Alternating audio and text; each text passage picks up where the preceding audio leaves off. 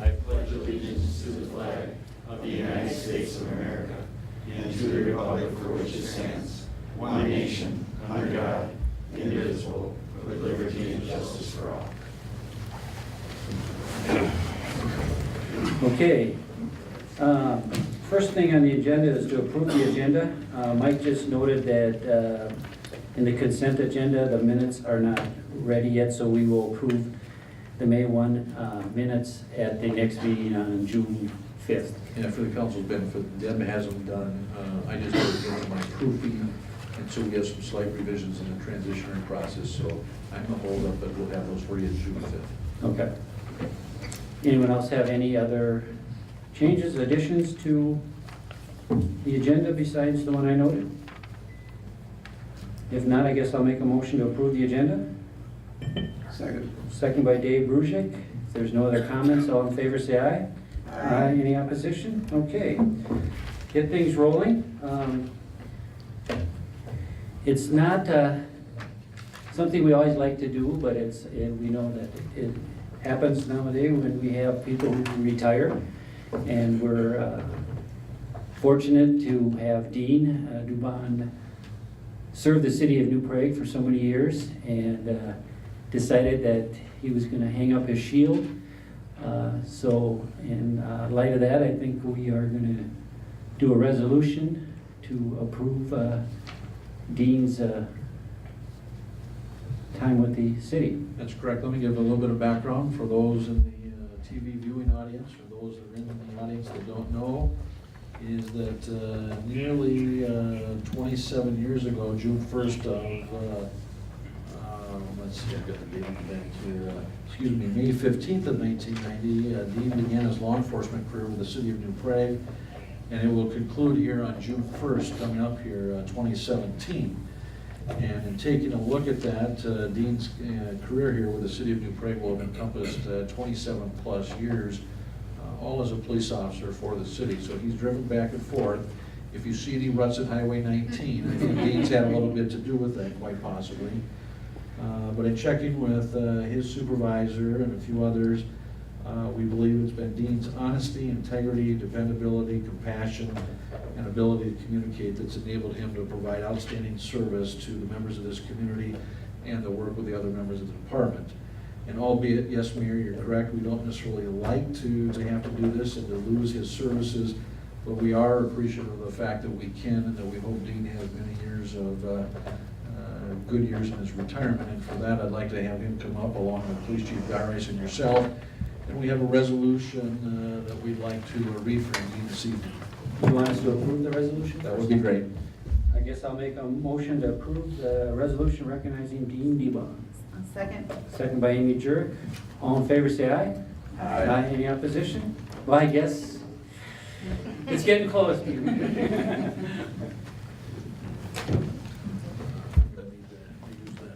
Okay, I'll let you stand next to him and I'll stand on the outside.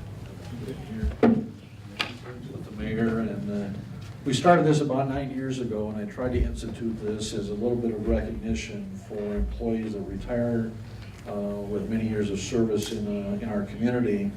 And so although Dean may have heard these words from somebody else, we still believe they're meaningful to the service that he has provided to this community. And so we really do appreciate this. And so Resolution 1705-15-01, resolution recognizing Dean J. Duban. Whereas Dean J. Duban has faithfully served the city of New Prague in the position of police officer at the New Prague Police Department for the city of New Prague from May 15, 1990 to June 1, 2017. And whereas he has always effectively, conscientiously, and professionally represented the city of New Prague in a distinguished fashion. And whereas his efforts have been largely responsible for the excellent reputation, growth, and overall well-being of the city of New Prague. And whereas all of the citizens of the city of New Prague have been the beneficiary of his efforts, talents, and abilities for the past 27 plus years, now therefore be it resolved by the City Council of New Prague, Minnesota, that this community and City Council express and record their esteem and high appreciation of his character, dedication, and contributions which have earned him the respect and friendship of all who've had the pleasure of working with him. And be it further resolved that this council extends best wishes to Dean for many years of good health and happiness in his retirement, adopted by the City Council of the City of New Prague on this 15th day of May, 2017. Thank you, Mayor. Thank you. Congratulations. Now, as always, we always like to let the retiree say a few words and then maybe introduce any of the special guests that you brought with tonight. Well, I guess I want to thank my family for showing up. I didn't expect this. Thanks to my girlfriend Chris, I'm sure, or my daughter Becca. Thank you, Mayor, Administrator, council members. Thank you for the plaque. I will greatly appreciate this. I just like to say thank you to the department. It's been 30 years with my part-time service for the City of New Prague.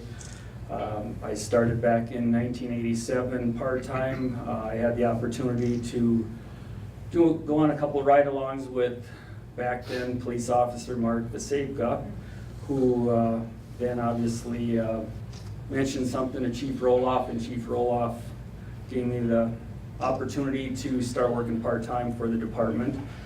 I worked 2 years part-time, and then in 1990 I had the opportunity to apply for a full-time position. At the time, it was a 5-man department. Administration at that time decided that they were going to add a 6th police officer. So I had the opportunity to apply, and I was fortunate enough to get hired full-time. And Jim, I believe you were on the interview board at the time. There was, at the end of the interview, you did ask if I had any questions or comments. My comment was, you guys hire me, I will be here, and I will retire as a New Prague police officer. 2017, look where I'm at. So, but again, thank you. Like I say, the department was great. I made so many great friendships with all the police officers, secretary, staff, sergeant, chief. Just want to thank you guys all. Met a lot of friends, past and present police officers, other agencies, the city. Just excellent, excellent place to work. So much support from this city. I don't think there's a week that goes by where one of us has a citizen just come up to us and thank us for our service. It's just, without that support, this job is tough enough. So I just want to thank you all, and thank you.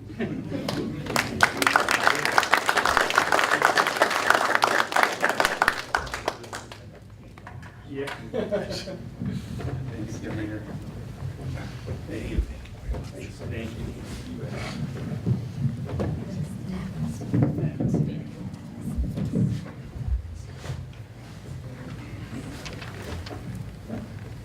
It's kind of happening a lot, isn't it? Yeah, there's a trend, but I have to talk to Chief of Police about that. And you're all welcome to stay for the rest of the meeting if you'd like to. Yes. We're good to go? Yeah. I heard Tim's buying, but I don't know if that's the case. Go ahead. Well, obviously, the next thing on the agenda, if we have a retirement, we need to have a replacement. So the next thing on the agenda is Chief Garst is going to recommend his replacement. Thank you, Honorable Mayor and Council. Yes, tonight would like you to entertain the appointment of Zachary Ambroz as a police officer for the New Prague Police Department. Zach went through the interview process where we had 58 candidates apply. After the lengthy process, Zach was offered a conditional offer and accepted it. So tonight, I just would ask that Zach Ambroz, a person that was raised in New Prague, moved out to the East Coast for a short time and then came back and graduated from New Prague High School. He attended Alexandria Technical College and received an associate's degree. Followed that up with finishing up his bachelor's degree in Minnesota State University, Makado. After completing his degree, he worked for several departments part-time, going with the city of Renville full-time for just over 2 years. After that, he was hired by Lonsdale Police Department in February of 2016, where he has been employed. After getting a job in Lonsdale, he purchased a house here in New Prague and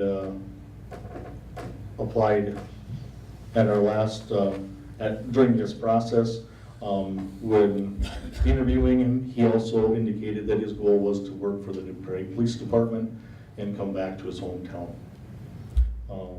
So I would ask that you appoint him at the police officer position with a start date of June 1st, 2017. No, I'm not gonna get a call from Mayor Rudd, am I, at all on this? You have caller ID, just don't take it. I mean, Waterville doesn't like us the way it is, and, so. Okay, anyone have any questions for Jim? If not, I guess I'll look for a motion to approve the appointment of Zach Ambroz as the new police officer. So moved. Second. I got a motion by Sean Ryan, second by Dave Brusick. Any further comments? If not, all in favor say aye. Aye. Any opposition? Okay, passes 5-0. Thank you, Council. Good, thank you, Jim. Next, I think we have Glenn. You sure you don't want that flag? Nope, you can keep it. Put it up. On March 2nd, we advertised for maintenance worker in the New Prague Times, League of Minnesota Cities website, and the City of New Prague's website, with a closing date of March 17th for the maintenance, street maintenance worker position. There were 26 applications that we received for this position. After reviewing and rating all the applicants, doing telephone interviews and then personal interviews, it was decided to choose the one candidate, Mr. Phillip Tisel. Phillip Tisel, his experience comes with 11 years of experience plowing and salting commercial parking lots, working for a company called Hikes Farms. He also worked for a tree service for 7 years.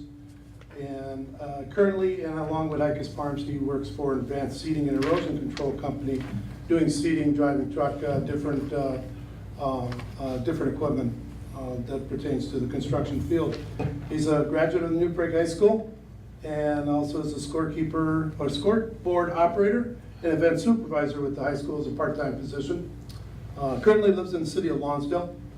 I did call all his previous employers and every one of them gave me just a glowing review and wish he was still working for them. So we feel that he's going to be a really good fit for this position and for the maintenance street worker job. So staff recommends and would like you to appoint Phillip Tisel to the maintenance position, starting date of May 30th, with initial wage of $23.66 per hour. Okay. Anyone have any questions? If not, I guess I'll look for a motion to approve Phillip Tisdale as the new street maintenance worker. I'll make that motion, Mayor. Okay. Motion by Jenna Tuma, Second. second by Amy Jurek. Any other questions or comments? If not, all in favor say aye. Aye. Any opposition? Okay, passes 5-0. Thank you. Thanks, Glenn. Next, Mike, are you gonna take this or Jeremy? I'm going to contribute, but I'll have Fire Chief Jeremy Tarkowski as well. Hello again, Mayor and council members. This is becoming a common thing here. Well, hopefully, I won't be back for another month, or the FEMA grant. That's right, yeah. Tonight, I'm asking for the approval of the DNR matching grant.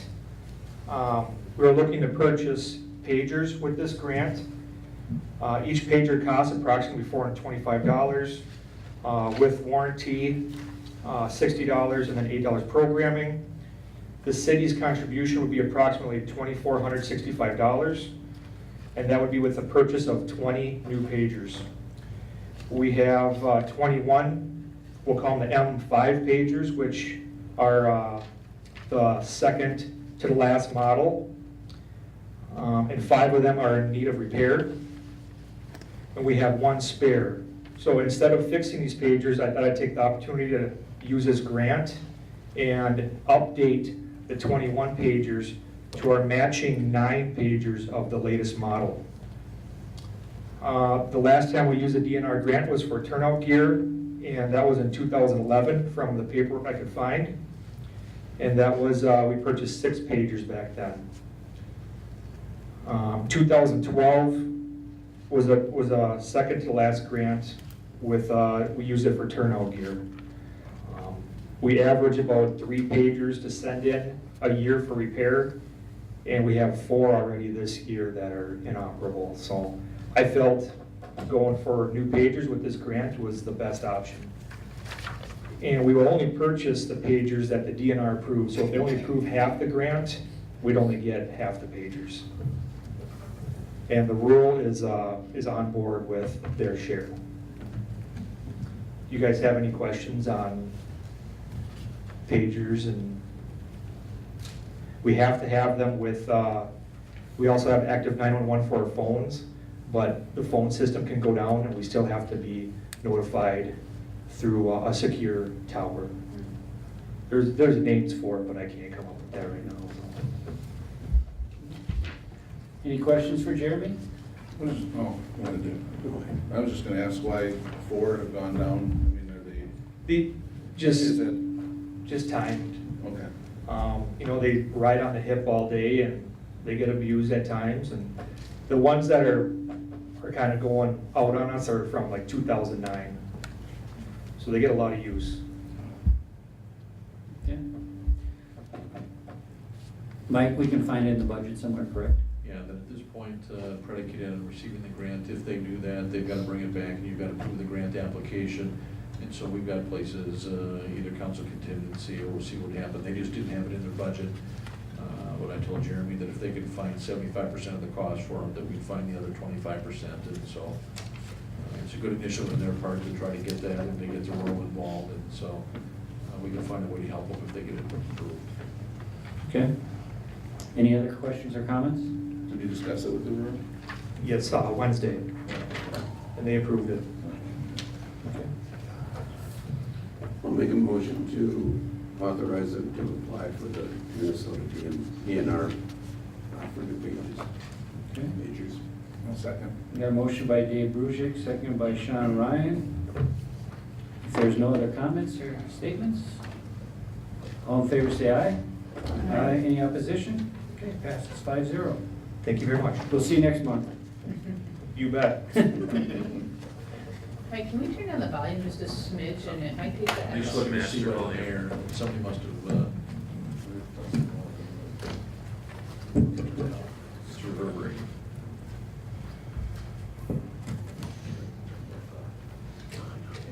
Testing 1, 2, 3. Is that gonna be louder? Hello? Yeah, I think that's good. Thanks, Glenn. Did you get him on camera there, Mitch? Okay, next we have a couple of public hearings. First one is on a new liquor license and a Sunday liquor license for M2 Food, doing business as Carboni's. So, Mike, do you want to lead us into this, please? We have a new on-sale intoxicating liquor license as well as a Sunday liquor license application. The licensing name, as you mentioned, Mayor, is M2 Food Inc., doing business as Carboni's Pizza and Sports Bar. The individuals, partner officers involved in this venture are Mason and Maddie Jerkison. Close enough. I'm sure I didn't pronounce it quite right, but I'll let you come up and correct me if need be.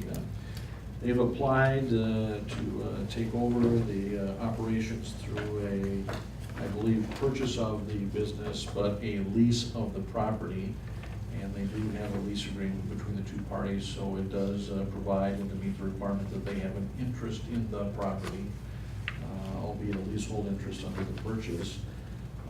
In your packet is information from Police Chief Garais that he's done the background checks that we do for the applicants, and there is no information in our research relative to criminal history, driver's license, or business organization check that would disqualify them from being approved for a license. Do indicate in our packet that due to the challenges of connecting with the new purchasers in trying to coordinate some licensing issues, that in the packet that we have before you this evening, and we've got a couple of recommendations that would coincide with your approval.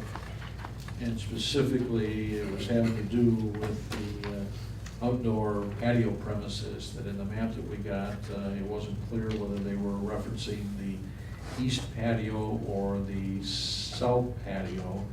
And so we need to get verification, and maybe you know that and can clarify again this evening if you want to come up to the podium. That would be helpful to know as we approve the license, because to have an outdoor patio, they have to meet certain conditions, and planning director Ken Nonish took a look at it today. The south patio area, it appears to be compliant. The east patio at this time does not, because there's fencing that's been removed on that, and then we couldn't get the certificate of insurance to cross-reference the required area of the patio, so we need affirmation as to whether it's going to be the east or the south patio. And I'll have to confirm why the fencing was removed, all just to know, Okay. which will be happening within this week. Or Historically, in the past, it's been the east patio, Yes. as we understand, and so we just need to clarify that as part of the licensing approval. And then the other part of it is that we also are required to check to ensure that all of the appropriate property taxes and other payments, so utility payments and other things applicable to the city are taken care of. And as of checking at the time the memo was put together, the property taxes are technically current. However, first half taxes are due today, and so we're unable to get a good reading coming into the council meeting tonight, so we placed that on as a condition that the first half of the 27 property taxes need to be current, and so we can verify that tomorrow whether that's occurred before we would send the license into the state of Minnesota. Mason has indicated that we can get the insurance piece rectified, although we have a certificate, it just doesn't quite verify it. It says coverage for the parking lot and the patio. Well, we need to get that tied down a little bit closer than what that entails. And so, other than those two items that we have contained in your packet, and that, again, with the latest information that we received after this afternoon, is that they are looking at the transfer of the business title and the utility applications are going to reflect a starting date of May 26th.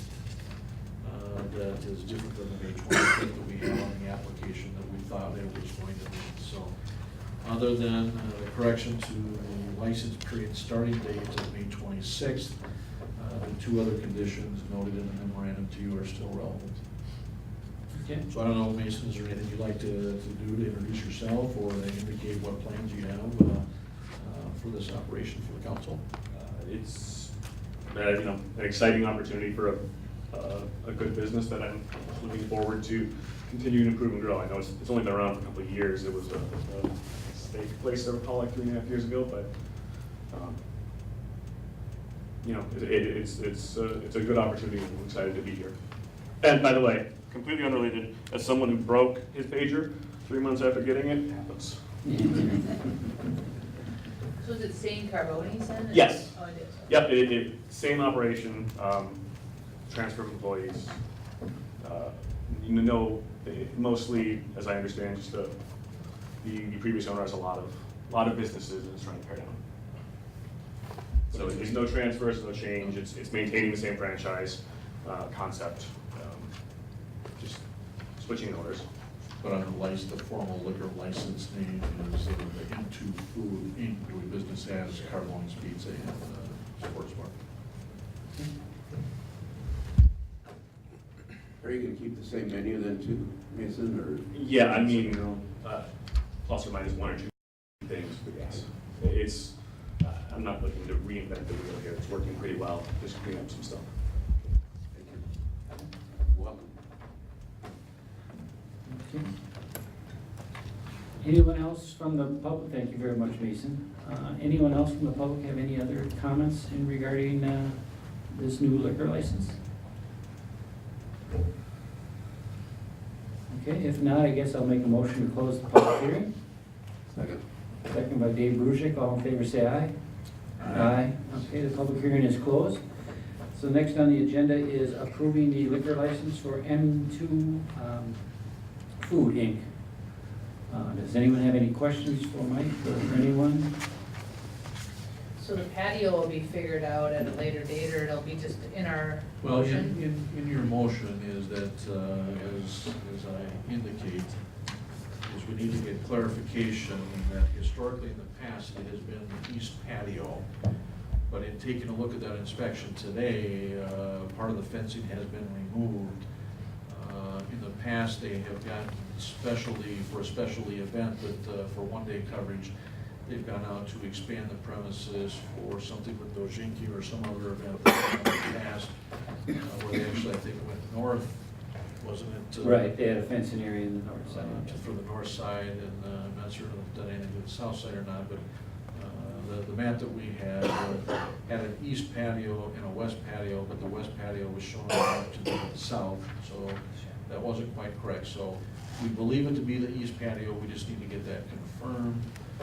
We have to make sure that the starting date of the liquor license is May 26th, and that as we check tomorrow, is that before we'll send in the liquor license application to the state, is the first half of the 2016 property taxes need to be taken care of, if they haven't already been done. So today, utility bills are all in order, so there's no other outstanding bills associated with premises that we would bring into the recommendation. Any other questions? If not, I guess I'll make a motion to approve the license based on the contingencies that Mike has noted. Second. Second by Dave Brusick. Any other comments? All in favor, say aye. Aye. Any opposition? Okay, pass 5-0. The only thing, Mason, before you leave, is imperative we get those things taken care of, because we have to send this into the state, and if we're gonna hit your target of May 26th and get it back from the state, we need to take care of those. You'll get revision tomorrow. Okay. Thank you, Mason. Good luck. Thank you. Next, we have a public hearing, Mike, on the tap room license and Louis. And I see Aaron's in the audience. Aaron's in the audience, and maybe you can give us a little update in the public hearing where all your licensing issues are. So, we've gotten our federal licensing back, the Alcohol Tax and Trade Bureau. They approved us back in April. So we started working on getting the state approval as well. And that's why we're trying to work with you guys, so that as these things come in, we're ready to go. We are in construction right now. As you can see, I was working today. That's why I'm not so clean, but we're expecting the equipment to start showing up toward the beginning of June, and then the brew house will be here the end of June, beginning of July. And if all this stuff is done, then once we have the equipment going, we should be ready to start brewing beer. We're doing some finishing touches. We're gonna start working on the floors next week. The fire sprinkler and suppression system is done. Should be finished going in this week. Then the main thing I think we have left to do is update the electrical and make it look pretty. Good. And when do you think you're gonna hear from the state? I was actually expecting to have heard from her around now. I'm just gonna touch base with her tomorrow. Because she said it was only a couple-week process once they had everything from me, and I got everything to her toward the end of April, so I'm hoping that they're wrapping things up there. Okay. But I don't know for sure. First beer? What was What's your that? goal? What's your goal for the first beer? our goal for the first beer, like time-wise, or? Yeah. It depends on when the licensing all comes in. And it also depends on the Department of Agriculture, because after we get all the equipment installed and the tap room done, then we have to schedule those inspections as well. So hopefully we can get at least the brewery done pretty quick, and then we can have that inspection so we can start brewing the beer, and then we'll get the other inspection for the tap room so that we're allowed to sell it from the state. So there's 3 different state approvals left. So what I was referring to just now is just like what we're talking about, the ability to sell it, the legal aspect of it. So, but the Department of Agriculture, they've told me when we're about a week or 2 out, just call them, and they're usually about 2 weeks out to schedule an appointment, schedule an inspection. And then once they've come in, then we would schedule an inspection final inspection with Chad, I think is what the process is. Okay, well, good. Good to hear. Could be as soon as August 1st. Should be no problem to get by September. That's kind of the range we're looking at right now. But that's, yeah, and it takes anywhere from 3 to 6 weeks to get a beer ready, depending on the style and everything. So. Okay, well, thank you for the update. All right, a little bit of clarification in what you're actually approving here tonight and with what conditions, is that this is a new set of licenses that we've not prior till this evening ever issued before. We adopted it with an ordinance change, Ken, what was it, 2015? 2015, and as we prepared for this tonight, there were still some questions as to just exactly what licenses Aaron needed. And so as you take a look at it tonight, with work that we did up till even including on Friday, trying to gain clarification, is that what you will be issuing tonight, or excuse me, approving in your consideration tonight, if you so choose, will be the issuance of an on-sale brewer's tap room license and Sunday license. However, it doesn't require a separate license for Sunday liquor. You just have to authorize it in conjunction with that license, because under the new law change, that was adopted, it doesn't need a separate Sunday liquor. It just has to be authorized to provide service on Sundays. So we learned that as we're going through the process here. And I made sure I wrote up the way I did, just to make sure I covered all my bases at the time we called for the public hearing 2 weeks ago. Make sure that I didn't come up short and didn't have all the requirements there. But we've been corrected, and so the Sunday license is authorized as a part of approving the on-sale brewer's taproom license. On the brewer off-sale intoxicating liquor license, that license, had our ordinance been written after the state law went into effect, was it this last year, Kim? Is that we have under our existing city ordinance, which was again was adopted in 2015, is that he is authorized to have an off-sale license, and that we would recommend that the sale of growlers, the malt liquor, is able to be sold off-sale, is limited to the legal hours for that which is authorized under our liquor ordinance for executive liquor stores, that has now been changed by state law, but not until July 2nd to go into effect, from 11 a.m.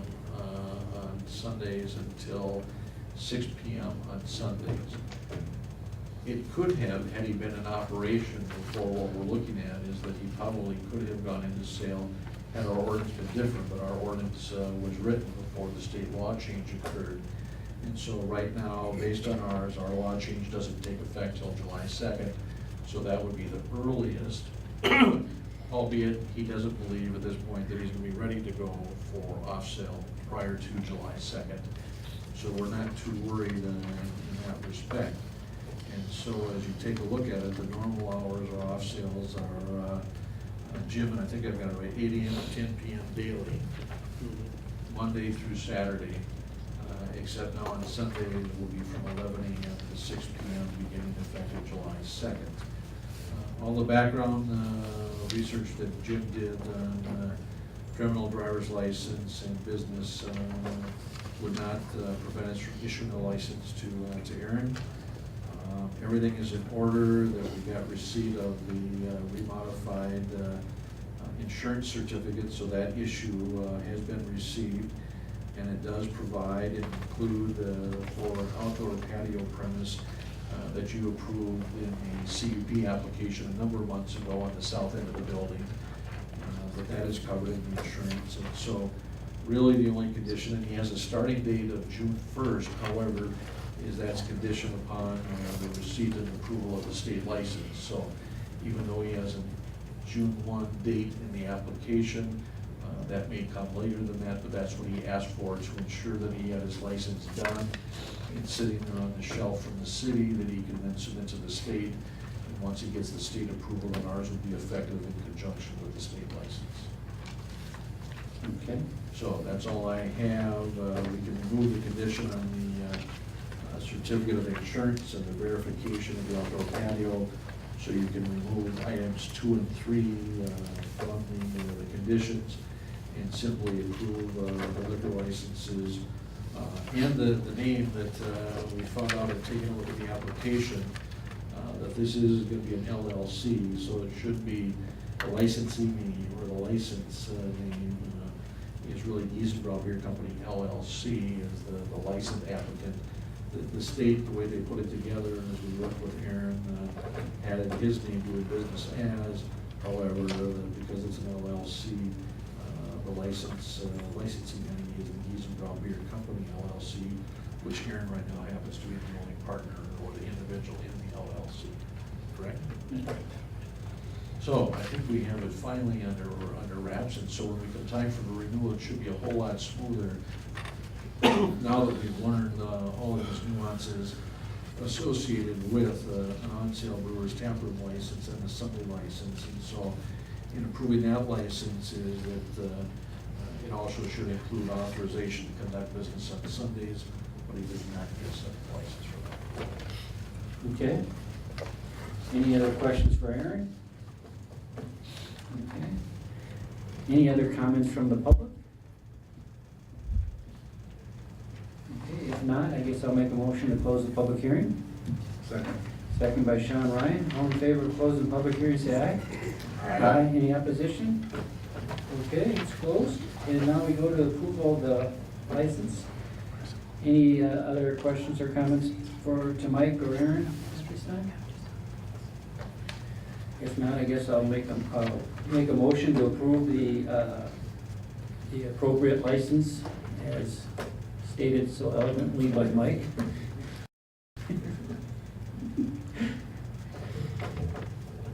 I'll second it. You doing me off guard? Let's just move it along. Okay, I'll give it to Jenna. Second by Jenna Tuma. If there's no other comments, all in favor say aye. Aye.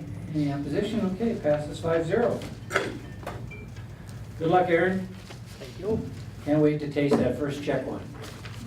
Well, we thought we were gonna have samples to help in that, but we encourage them to maybe hold off on that just a bit. Yeah. I'll have some soon enough. Yeah. Good luck. Thanks. Next on the agenda, is it beer night? More beer. More beer, Bibble. So we got the approval request for PIVO PROSIM, I think is how you say that. Maybe I butchered that, Matt, I don't know. PIVO PROSIM. PIVO, yeah. All right. Yeah, Bibble, I'm not, okay. obviously Ken isn't either. I am Czech, but I'm not from Ukraine. Oh, that's gotta be. But that does mean beer, please, for those that wanted to know. But anyway, the New Prague Rotary Club has made this request to have the event on Saturday, August 19th from 12 noon to 4 p.m. They would expect to have this in Memorial Park. We do have a map on the back page of the packet for you, which provides a general layout.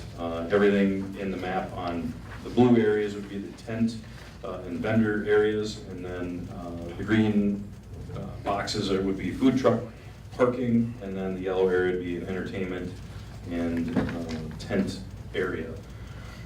They would expect to have somewhere between 20 and 30 breweries, along with the food trucks at the event. This is the first event that the Rotary is trying to hold of this type in New Prague. They're expecting 400 people, but really they don't know. They're kind of guessing. They do plan to do pre-sale tickets and then online, or then at-the-door tickets as well. Staff, myself, Police Chief Jim Garais, Glenn Steek, and Bruce Reimers, that all gone over the request, in addition to the park board reviewing the matter as well at their meeting on May 9th. Who did forward a recommendation for unanimous approval for the event. There are 18 conditions. Most of them are kind of the standard conditions for events of this type. Just a couple to point out here specifically. One thing they had asked for was, in number 17, was growler sales. That is not permitted with an on-sale temporary license as this, because on-sale is drink on site. The growlers aren't allowed to leave the site. That would be off sale, so that is not allowed. Another thing to note here, number 18, depending on the number of people, we do want a sort of head count based on pre-sale tickets, and that will help determine the number of police officers that should be available on the site during the event, and they would be paying for that time for those officers to be there. And the rest of them are pretty much standard ones we have in here for other events. So that is staff's recommendation along with Park Board's recommendation to approve the event. So if you have any other questions, Matt Goldaddy from the New Prague Rotary is here for questions as well. So Matt, what is the main reasoning behind? The name? Well, not the name, the main reason behind this event. Is it a fundraiser? Yeah, it'll be a fundraiser for the New Prague Rotary Club. Okay, is any designation of where the funds would be going to? Or? Not at this time. We don't. We're debating whether we're going to do a local project or whether it's going to be a global grant. There's a couple of different avenues we can go with this, but we will have an answer to that question before we start selling tickets, which we plan on selling as soon as possible, getting things drafted. And our next process would be asking breweries to actually come and be at the event. So we have that ready to go. We're just waiting for going through the approval process right now. So. And you're trying to get breweries in Minnesota? Yeah, so we're hoping like a 50-mile radius. So August 19th. You ready? Okay. So we could probably do that. But yeah, the idea is that we have a list of about over 100 or so in the 50-mile radius that we want to reach out to, and the idea is for them to bring a couple kegs and get their name out there and be able to sell merchandise and cups and that kind of thing that they might have. And at the same time, we're going to be selling tickets to be able to get in and get access to that area for the sampling. They get a souvenir glass, and then the proceeds essentially go to the New Prague Rotary Club, which we're going to be naming what the project's going to be, what the money's going to be going towards. Okay. Any other questions for Matt? One note I want to make was that I think in the letter that we had said it's going to be a 21 only event. I think we're going to have wristbands and everything for everybody, but I think we're going to be able to open that up. I'm not sure if Ken had mentioned it at the last meeting, but we might be able to open it up to everybody. So families can come if they want to as well, but it's be able to get access to the beer. You're going to have that wristband to be able to get the beer. So is the whole area going to be fenced in, even where the entertainment is? Yes, I believe we're going to have a barrier to the north, and then we're going to try to create some natural barriers with the breweries outlining the east side.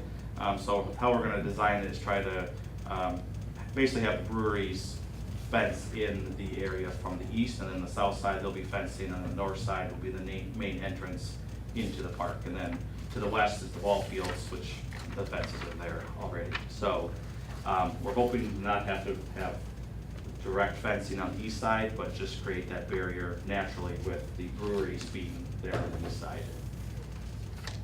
Ken, has he seen or heard regarding number 13 as far as our recommendation of 2 controlled access points? Yeah, we're recommending 2 control. That was a new condition. Oh, Reason being due to the volume of that and safety of accessing in and out. Sure. That if people park all the way down to the golf course area or along the streets, that not everybody may walk all the way around to the north side. And so we're recommending 2 controlled access points that help regulate either ticket sales and or wristbanding to ensure that we're, depending on the size of the crowd, that we've got multiple access Okay, points. no, that's, I don't see that being a problem, having two different accesses. And then they also will have to apply for a temporary one-day liquor license. Okay. Any other questions for Matt? I grilled them at carports. So you're happy with the situation? Yes. Okay. So do you want to make the motion? Sure. I'll make a motion to approve. Oh, come on, you're Jack. Yeah. You don't tell me you can't. To approve the PIVO event in the PROSIM. park. Okay, I got a motion by Amy Jurek, I'll second it. second by Dave Brusick. If there's no other comments, all in favor say aye. Aye. Any opposition? Okay, passes 5-0. I got 5 tickets for you guys, so. Next, Ken, are you taking this? I will. Conditional use permit? Just got a short PowerPoint to run through the planning commission's recommendation on this particular item, which would be a project you guys are familiar with from the tax increment financing review that we've had. But we're looking at approval of a senior living apartment building at 1100 First Street Southeast. This is conditional use permit C2 2017, applicant being the Makado Group. And I do want to point out, Mr. Applebaum is here tonight, as well as his architect, Kim Behrens with Cass Wilson. So another overview for everybody that might be watching at home. Subject site is zoned high-density residential, located directly south of the State Bank of New Prague. All the red coloring on the zoning map is B2 community commercial. This property was rezoned back in 2008 with a different senior housing proposal at that time. Idea being that First Street Southeast would be the dividing line between the commercial, the red color, the B2 commercial, and the RH high density residential, and senior housing being a good transition point, being mostly residential but having some commercial type activities within it, mostly for the residents that live there. So again, this is, as has been talked about at other meetings, approximately 90 units that are proposed in a 4-story building. In addition to the 4 stories, there would be underground parking. The split for, I believe, the most recent that you guys would also seen this as well would be 31 independent living units, 42 assisted living units, and 18 memory care units. And again, these are being tweaked that mix a little bit, so those could change, but approximately 90 units overall. The Makado Group previously has constructed a project called the Rosemount in Rosemount, Minnesota. Again, that has nothing to do with the city council, but just for reference purposes. And as you know, you're looking at tax increment financing for the project, which the review we thought might happen at tonight's meeting, but we will have at our next council meeting to review that would provide for affordable units in the building. The Planning Commission did hold a public hearing at their meeting on April 26th. We did have public comments received from the applicant and another representative from his architect firm at that night. Comments were also received from representatives from Holy Trinity Lutheran Church. We had one other resident at the meeting from the townhomes to the south that did not make any formal public comment during the public hearing. The church noted at the public hearing specific concerns about their connection to First Street Southeast as it is improved on the subject property and reaches their previously platted right-of-way along their south 50 feet of their property. We have a previous developer's agreement from 2003, I believe, that notes that specifically they are required to lose their access to Main Street or Trunk Highway 19 and connect only from First Street Southeast once this project would bring that development or that roadway to them. They also had concerns that were raised about future crossings of pedestrians at 10th Avenue and First Street. It is a busy intersection if you've been through there, but we do not have any safety concerns at this point with that. Regarding the extension of First Street Southeast, as we've talked, we do have one undeveloped property owned by Mr. Beckius that is just west of Walgreens and east of Holy Trinity Lutheran Church. He was at the Planning Commission meeting with his wife. They are willing to talk about the extension of First Street through the, basically the block between 5th Avenue and Chalupski Avenue Southeast. And I would like to get a meeting set up with everybody just to talk about potentials there. The developers agreement with Holy Trinity specifically mentions a public improvement project to get First Street extended on the church property. That does not have to happen that way. It could be that the church could finance and push it through on their own. Mr. Applebaum likely would do his own development of the roadway on his portion of the property, and then Mr. Deutsch is planning to put together his own project on the very east side of First Street Southeast. So that leaves kind of the church and Mr. Becky's property in the middle to find an alternate route. So we'll probably have more discussion on that. Any change to the connection timing, which at this point just kind of generically says when the improved public roadway is at their east property line or west property line, they have to then extend it on their property and have all their access come off of there. You know, there could be discussions about, and I know the church didn't specifically mention this, but could they keep an access onto Highway 19? Possibly. We would have to have a discussion with MnDOT, and ultimately the council would have to amend their developers agreement. So some of that's a little bit up in the air, but the developers agreement, and talking to the city attorney Scott Riggs, was maybe not as specific as it could have been regarding timing, but it was clear enough to show that once the road reaches their west property line, they would eventually have to connect onto it and lose their access to the highway. So might be more discussion on that, and they're peripheral to this project, yet obviously related as far as the timing, but we do have some time to work through the extension of First Street, but Mr. Applebaum's project will bring it to the church's west property line. So ultimately, at the Planning Commission meeting, they did recommend unanimous approval on a 3-0 vote. We had 8 findings in the staff report and then 22 conditions. Now, I do have to point out, since the original site plan was reviewed at the Planning Commission, we had a number of conditions that were looking for parking lot changes, you know, different things like that. They did address that with a revised site plan, which I will go over tonight. It's not hugely different, but it does provide some different access points for the underground parking, a little bit different configuration of the building. Largely does look the same on the site, just actually is somewhat turned on the site. And then access points onto First Street away from the state bank's driveways on kind of the north leg of First Street, we'll call it, so that there was not conflict in turning movements there. So here's the revised site plan, and if you want to look in the packet, you can see the original site plan. In a nutshell, one of our biggest concerns was the underground parking access was coming out of basically this south side of the building, and then coming out on the 10th Avenue in a close but not quite lining up access point with the shop code driveway. That would have caused left-hand turning conflicts. City engineer commented on that as well as myself. They have changed and moved that access into the underground parking on the east side of the building, which will access sort of First Street Southeast. This will remain an access to 10th Avenue, but this is only for food deliveries and resident move-ins and move-outs, which would not have very much traffic at all. Food deliveries could be maybe 3 times a week. Being technically a loading dock, but it really is just a double door. We do require still some additional landscaping to be provided there to screen that area, but myself and the city engineer reviewed this. We liked the layout.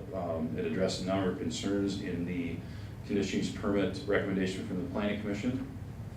The other one I'll point out, regarding the parking configuration, they initially only had one driveway access to First Avenue, or First Street Southeast, and it was actually up on this north leg, and you have already 3 driveway accesses from the State Bank property. They've brought all their accesses away from the State Bank New Prague, which is a good move to have that happen that way. So they are having their accesses, you know, further down the road, and then additionally have dual accesses into and out of the parking lot at this point. So we're very happy with the changes to be made there as well. Again, removed a number of conditions off the conditional use permit recommendation from the planning commission. Here's just an overlay on an air photo so it can give you a little better idea of how the building and site lays out. So you have a portion of First Street already constructed. You can see the temporary cul-de-sac. So that would be extended to the south and then basically make a right angle turn onto the existing right-of-way of the Holy Trinity. I should point out, in their developer's agreement, it does actually specifically note this shed has to be removed or moved out of the right-of-way, so they are aware of that. And overall, good separation from the townhomes to the south. They're both residential uses, but we were still recommending as one of the conditions to add some landscaping around that property line in the east and south portions of the subject property. That road will never be extended from those townhomes? From the townhomes, no, it will not connect into this development, no. Okay. Moving along to the building elevations, so these elevations do not match the revised site plan at this point, but as far as the look of the building and material types, this would hold true. If you have any more specific information, Mr. Applebaum or Ms. Behrens could probably answer that for you. But high quality materials, if this were in our B2 community commercial zoning district, it would meet those design requirements, which is generally brick, high quality materials, varying colors and varying roof line height are kind of the key points to make within that provision. So it fits in with even our commercial design standards, which is a good thing, being kind of a transitionary zone. High density to the commercial to the north. Some more elevations, again, patio or balconies, however you want to term that, to a number of the units. So ultimately, the Planning Commission and staff do recommend approval of the resolution, which is in your packet, showing the 14 conditions down from 22 that was from the Planning Commission meeting due to the changes on the revised site plan, and the 8 findings also listed in the resolution. Just some other air photos again here for you. So for the benefit of people watching them, these are actually oblique air photos that kind of give a angled view of the site as a whole. But we'll just focus on the typical north is up view on the north, or upper left corner here. The roadway would be extended. This is the area through the Holy Trinity property where they have existing right-of-way. Mr. Beckius owns the single-family property here, which is actually zoned B2 commercial. And then the Walgreens property with Mark Deutsch planning his improvement along his south edge of his property as well. And then finally, some photos of the property. As you can see, generally flat site. As Mr. Applebaum has noted, there's a high water table here. This is part of the TIF request to get some assistance to provide for the underground parking due to the high water table and build the building up slightly as well. View looking down First Street southeast, kind of towards the 10th Avenue intersection, McDonald's and Super America off to the side there. Tipper cul-de-sac on the east end of First Street where it currently ends at this point. This will be extended to the south a little ways.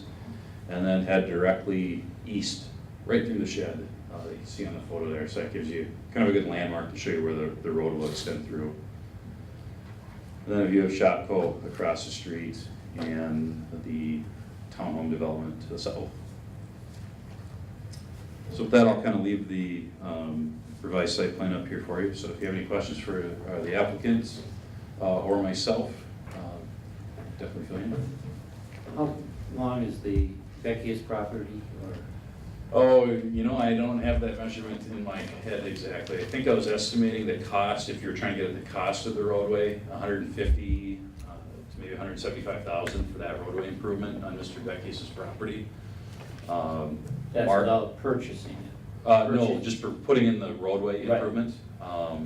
Obviously, Mr. Beckius does understand that will make his property much more valuable for future commercial development. He was at, as I know, he was at the public hearing and is willing to talk further about that. Didn't indicate one way or the other if he was ready to move forward with that improvement at this point, but I think he realizes that topic is out there and the development sooner than later will probably be at his doorstep. So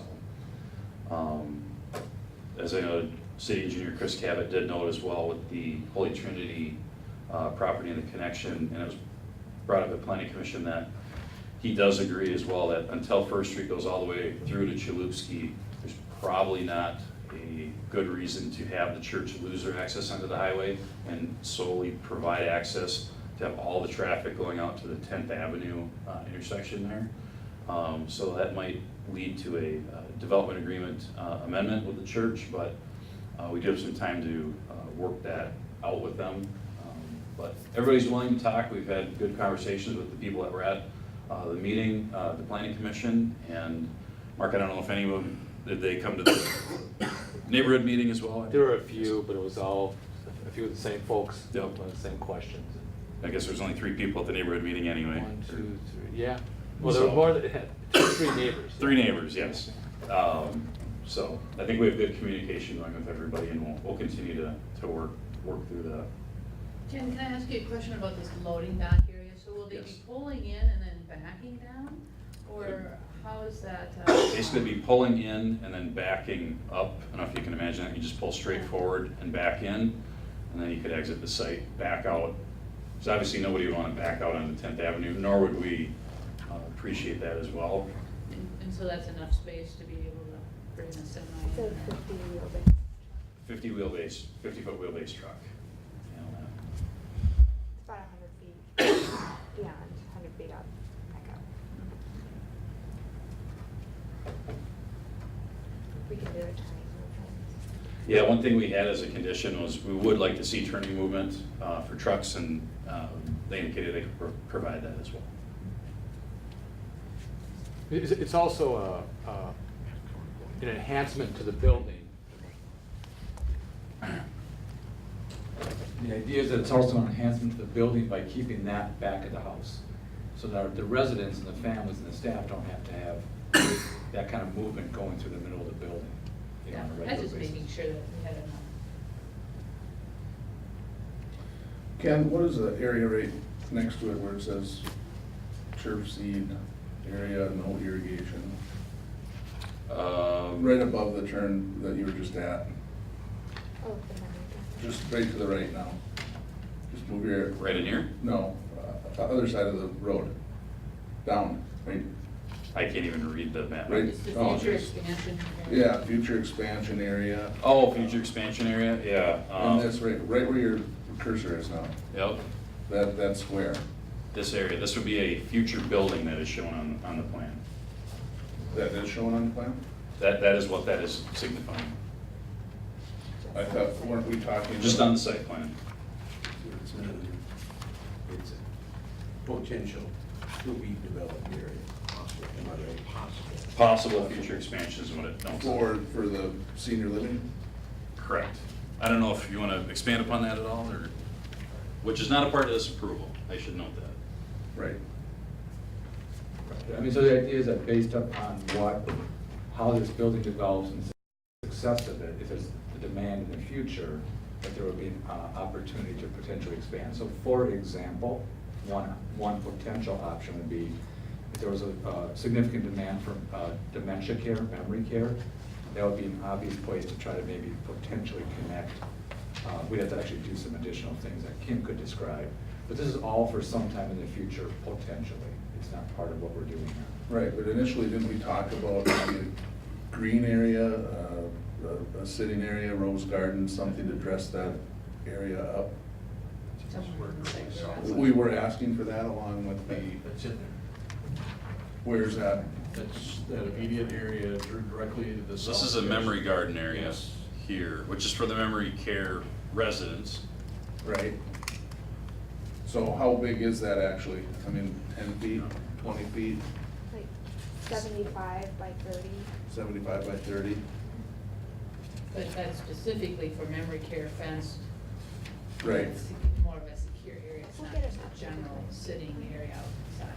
Well, what was your vision for that, Jen? I mean, when we talked about it before, wasn't that other area, weren't we talking maybe a path or something along, or maybe a Place to possible have trees sidewalk? and birds and, you know, place to be outdoors and fresh air and just any opportunity to, you know, a gazebo or some sort. Right, just address it up in terms of the townhomes just adjacent to it, just to the south of that. Weren't just looking right at that. And they won't be. Okay. There will be, my pointer won't work here. John, don't you have your? One of the conditions for approval is basically a screening of trees along the south and then the east property line here. Okay. Which you're not looking at the landscaping plan here, so that's why you're not seeing any of that. Is that in here? No, they were still revising that. Oh, based okay. on this revised layout that addressed the traffic concerns and the other things. So that is one of the conditions that's in the resolution for approval. I don't know, Mark, if you have any other plans for any landscaping in there. That was minimally what we were looking for. We're still working with the landscape architecture. Mark, weren't you gonna put something in front too, some gardens and some sitting area kind of on the front? Yeah, I mean, as we're trying, first of all, as we're trying to recite, since I was here last time in front of you, since we've been trying to recite this and take care of some of the issues we've talked about, we're still trying to figure out exactly how to do that, so there's an outside sitting area. I mean, that, where it says potential expansion, that's a really big area. You're talking about a sitting area, sort of like a front porch concept, I think. That or just even on the backside near your memory area, I mean, it would be nice to have that kind of a space for the For everybody other else, residents, yeah, for because everybody else. they I don't know that programmatically we'd want to put it right next to the memory care for programmatic But that reasons. type of space. It's cited somewhere else on the site, yeah. So, I mean, we're still working on that piece of it, the landscape piece. It's not that we have this lot. That memory care garden you see on the south side used to be on the inside of the parking lot, if you remember. Used to be right in this area here.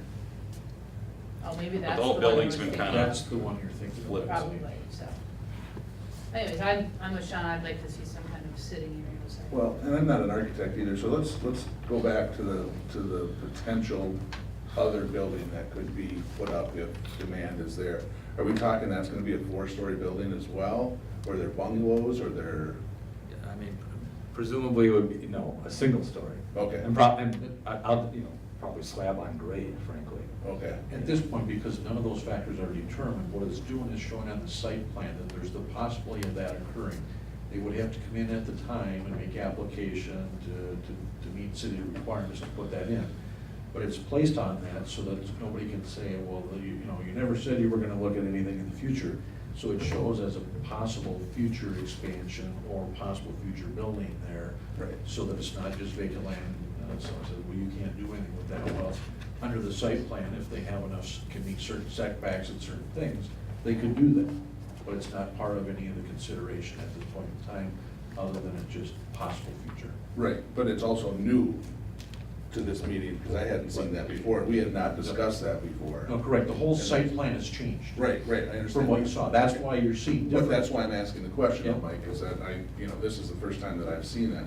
And, I think Jen and I before, our feeling was that this would be, whether there was a trail or something, that some city amenity that would be built out to access, maybe to 10th or whatever. They But that have would be- they have trailer sidewalk all up and down 10th Street. Yeah. All across the north side of the property. Sidewalk will wrap all the way around from the street all the way down on the east side of the street, all the way to the connecting piece to the church property. Okay. So all of that connecting link is being done and is shown to occur as part of this. Which is great, but I think a sitting garden area, something, But, take care but the of. memory garden that was inside did get moved to the south side, but anything beyond that would be. Any other questions?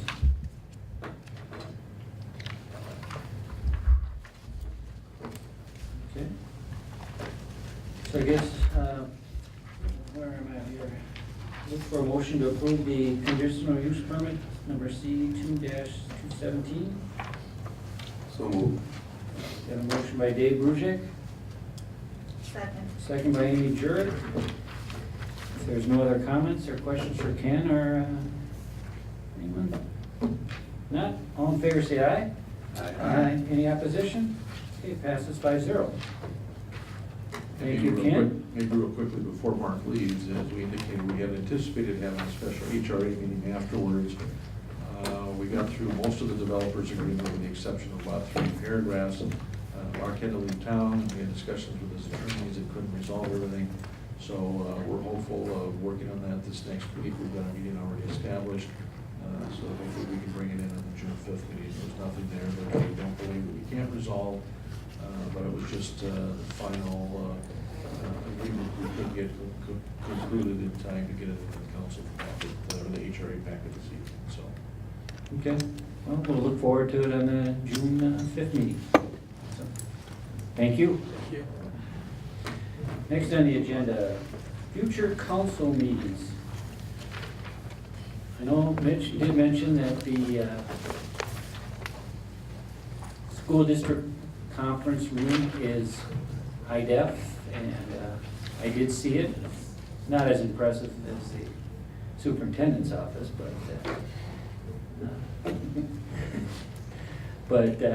so the decision now is do we want to go forward and purchase our own equipment and continue having meetings here, or do we want to consider going back and having our council meetings at the school district office? Is that correct, Mike? That's what we're looking for. You've asked us to place this back on. We did, we've got pieces that are budgeted for consideration as far as the camcorder, the microphones, to take care of that. I think we have found that as far as the tape recording and either location, that's workable. If we stay here, we don't have to pay the monthly or the regular meeting rates to the school,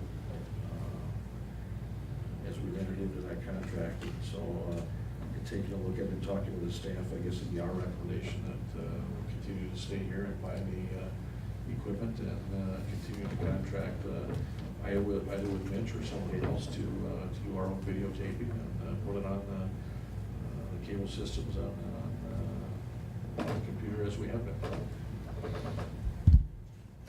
Unless there's something strong that wants to, from your perspective, to go back.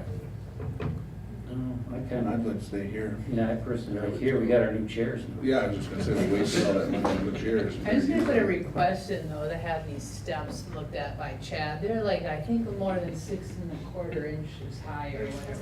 Oh, I'm just used those. I need Yeah. a railing over here so I don't Yes. fall out. Yeah. Barrier. So we'll put up a railings that you have. No. But maybe have to move Jenna more into the middle of the, I'm not certain we want to, because I'm not certain what it would trigger as far as other code requirements. Oh, true. Keep them downstairs then. Can you fix these things though, Mike? Yes, we can buy new ones. We'll take care of that. Thank you. okay, any other discussion? I just have, just for the future reference, for live meetings and that, do they have that capability at the school or not? I mean, we Yes. can't do it live, but they have capability to do live, right? We So that's the can't- only thing we're missing? No, well, Go ahead, Go Mitch. ahead, Mitch. You're the expert. the district does have the capability to go live on YouTube or Facebook or live stream or whichever service you were to want to use. But from just the example camera that Ken sent me is, I had sent him kind of a quote saying, here's about what you're looking at, what, 2 months ago? And then he kind of looked at it and was something I had put in that wasn't right anyways. And so he said, here's what I'm looking at. And that camera actually does have Wi-Fi and live capabilities as well. I don't know what extent, but it does have it. So I don't know if you could put like titles on it or if it'd just be a live, here's what's happening view, or, but it has the capability to do it. But also 2 cable TV companies were not, set up for a live feed to go on directly through the 2 cable. No, it wouldn't be on TV, it'd be on the internet. Okay. So until we sit down and plan for a kind of a complete rework of all of the wiring and the integration and all of that, and whether that be here at some new building would have to, the best we can do is probably what Mitch is describing in the current situation. I'm just inquiring, because I know at some point, but that will come with everything else at that time too.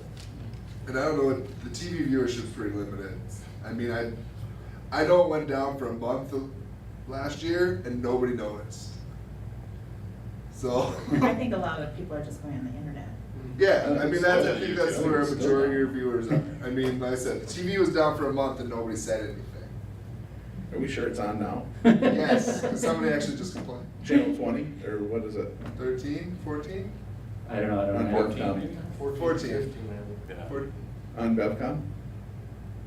Or are you talking? I have Comcast. Yeah, It's- Yeah, Comcast, I think it's on, but Bevcom, it used to be on, 8, isn't it, or it something? used to be, well, 6 rules a lot of the information and has the key-check music playing, but It's not that Channel one. 20 was the local It's origination. the high school, it's the school one. There was a city That- one, there's a school one, and everything's on the school channel, 'cause that's what we control.